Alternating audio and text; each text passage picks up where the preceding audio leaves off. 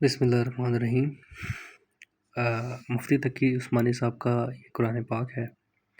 جس کا انہوں نے ترجمہ اور تشریح دونوں ہی آپ کے ساتھ پیش کی ہیں۔ تو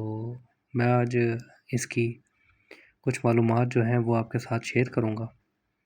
انشاءاللہ اللہ تعالیٰ خیر کریں گے، اور ہو سکتا ہے کچھ آپ سیکھنے کے لیے یہاں سے مل جائے۔ تو بسم اللہ الرحمن الرحیم۔ سب سے پہلے جب ہم قرآن پاک کھولتے ہیں تو یہاں جو ہے اللہ تعالیٰ کے 99 نام ہم دیکھتے ہیں اور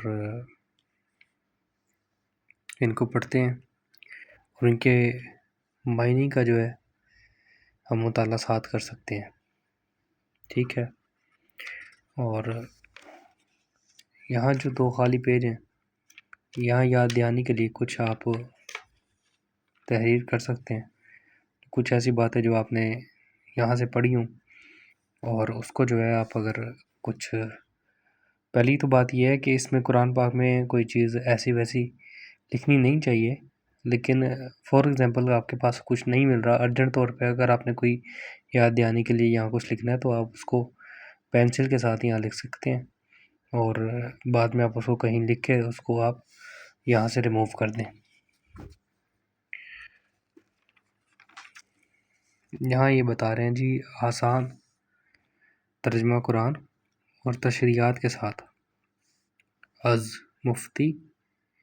محمد تقی عثمانی۔ از کا مطلب یہ ہے کہ یہ انہوں نے ترجمہ اس کا کیا ہے۔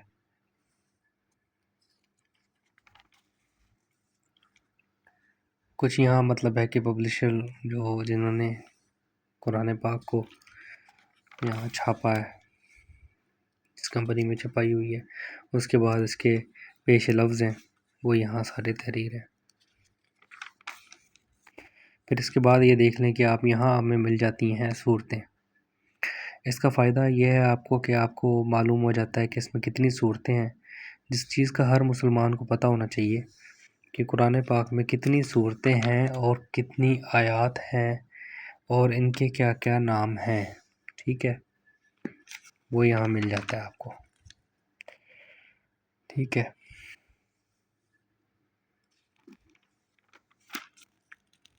یہ دیکھیں، ٹھیک ہے، اور یہ ساتھ اس کے جو ہے صفحہ نمبر بھی، یہ دیکھیں صفحہ نمبر بھی لکھے ہوئے ہیں۔ یہ ٹوٹل تعداد اگر میں صحیح پڑھ رہا ہوں تو یہ 115 ہے۔ اچھا، وہی اور اس کی حقیقت مقدمہ، یہاں آپ کو تشریح کے ساتھ ایک ایک چیز کا پتہ چل جاتا ہے کہ یہاں آپ کے پاس مطلب ہے کہ آپ کے کافی سارے سوالوں کے جو جواب ہیں جو لوگ باہر ڈھونڈتے ہیں انہیں وہ گھر بیٹھے مل جاتے ہیں، جبکہ لوگ کیا کرتے ہیں، لوگ بھٹک رہے ہیں، ایک دوسرے سے سوال کر رہے ہیں، پوچھ رہے ہیں کہاں جائیں، کس سے سوال کریں، جبکہ ہر چیز کی جو جواب ہے وہ یہاں آپ کے پاس موجود ہے۔ اس کے بعد آ جاتی ہے سورۃ فاتحہ، اس کا آپ کو تعارف مل جاتا ہے یہاں، ٹھیک ہے۔ اس تعارف کو بھی آپ پڑھ سکتے ہیں اور اسکرین شاٹ بھی لے سکتے ہیں۔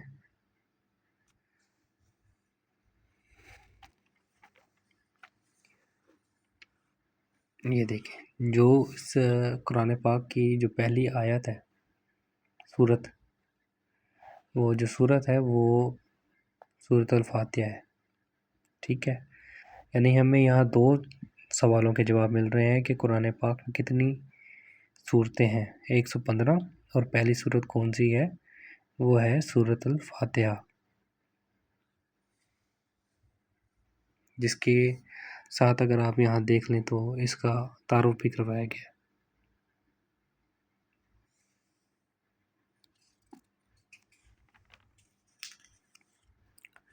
پھر یہاں جو ہے سورۃ البقرہ آ جاتی ہے۔ سورۃ البقرہ جو ہے قرآن پاک کی سب سے بڑی سورت ہے، اور گیس کا تعارف ہے، اور یہاں سے شروع ہوتی ہے الف لام میم ذالک الکتاب لا ریب فیہ ھدی للمتقین۔ تو یعنی یہ کتاب ایسی ہے کہ اس میں کوئی شک نہیں، یہ ہدایت ہے ان ڈر رکھنے والوں کے لیے۔ مزے کی بات دیکھیں کہ قرآن پاک جس طریقے سے تحریر کیا گیا ہے، یا اس میں جو آپ کو انفارمیشن ملتی ہے، اس کو پڑھنے کے بعد آپ کی نظر کا اضافہ بڑھ جاتا ہے۔ یعنی کہ اگر آپ کی نظر کمزور ہے اور آپ قرآن پاک پڑھ رہے ہیں خصوصاً عربی میں، تو اس کو پڑھنے سے آپ کی نظر تیز ہو جائے گی مزید۔ یعنی کہ اگر آپ کو نظر کا تھوڑا سا مسئلہ ہے تو اس کو پڑھنے سے آپ کی نظر تیز ہو جائے گی، اور گھر کی جو برکتیں ہیں ان میں اضافہ ہو جاتا ہے۔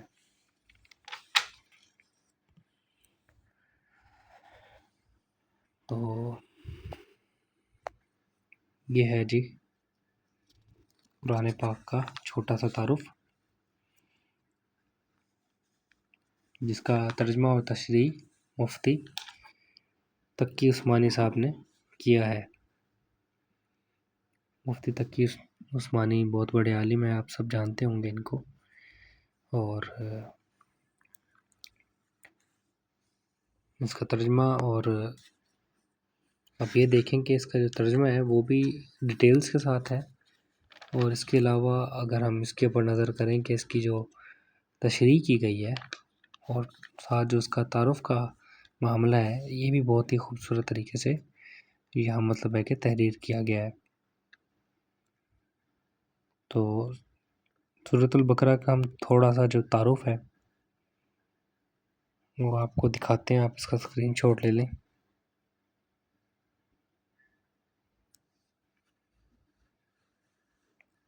ترجمہ جو ہے اس کا، بسم اللہ الرحمن الرحیم، شروع اللہ کے نام سے جو سب پر مہربان ہے، بہت مہربان ہے۔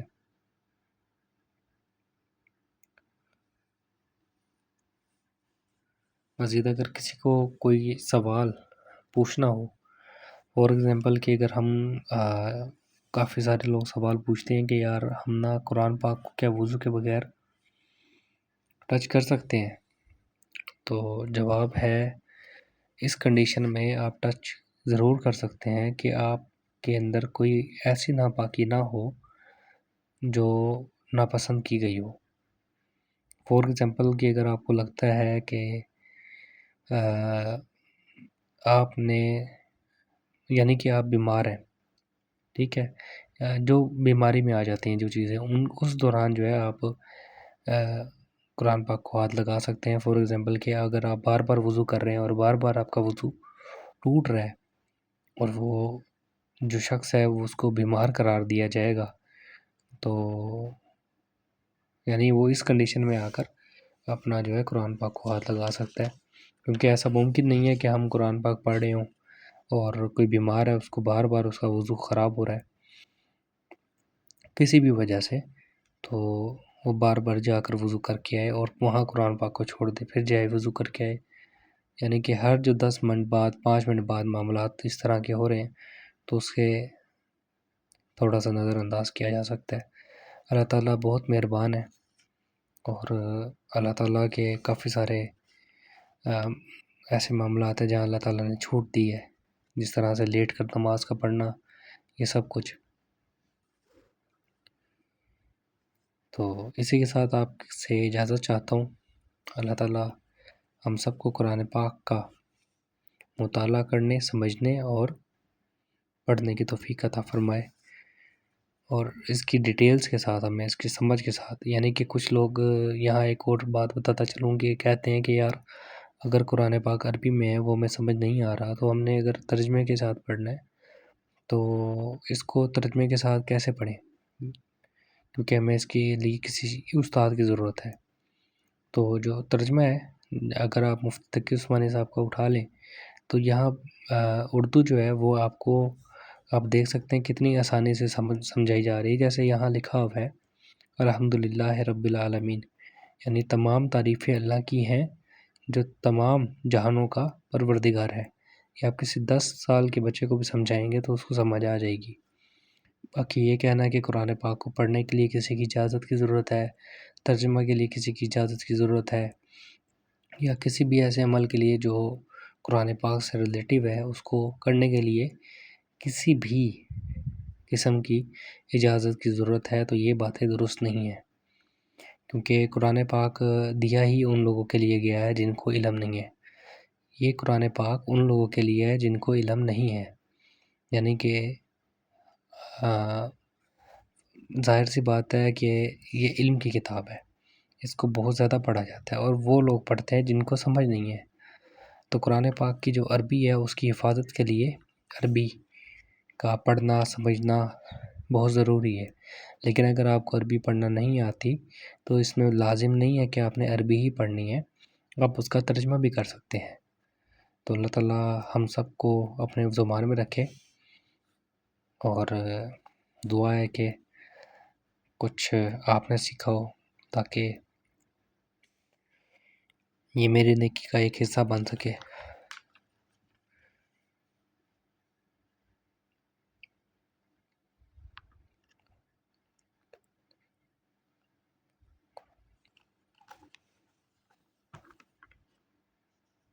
صورتوں کے نام یاد رکھیں، اور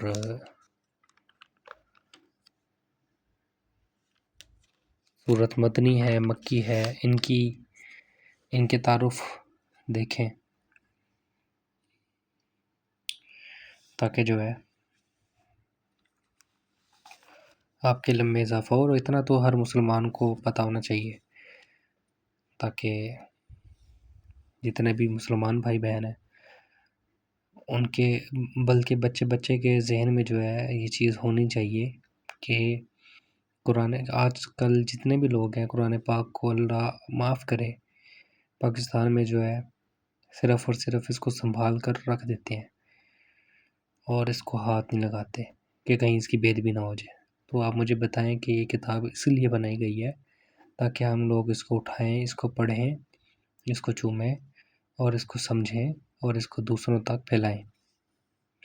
اپنے بچوں کو خاص کر بتائیں، کیونکہ دین کا جو عمل ہے وہ شروع ایسے ہوتا ہے کہ آپ نے سب سے پہلے اپنے گھر سے شروع کرنا ہے، اپنے گھر والوں کو سمجھانا ہے۔ جب تک آپ اپنے گھر والوں کو نہیں سمجھاتے یا جب تک آپ یہ چیز اس میں نہیں لے کر آتے تو نارملی آپ، ڈاکٹر ذاکر نائک کا آپ نے بیان بھی سنا ہوگا، اس میں وہ کہتے ہیں کہ حدیثوں سے ثابت ہے، حدیث نمبر مجھے اس وقت یاد نہیں ہے، صحیح بخاری یا صحیح مسلم میں انہوں نے حوالہ دیا تھا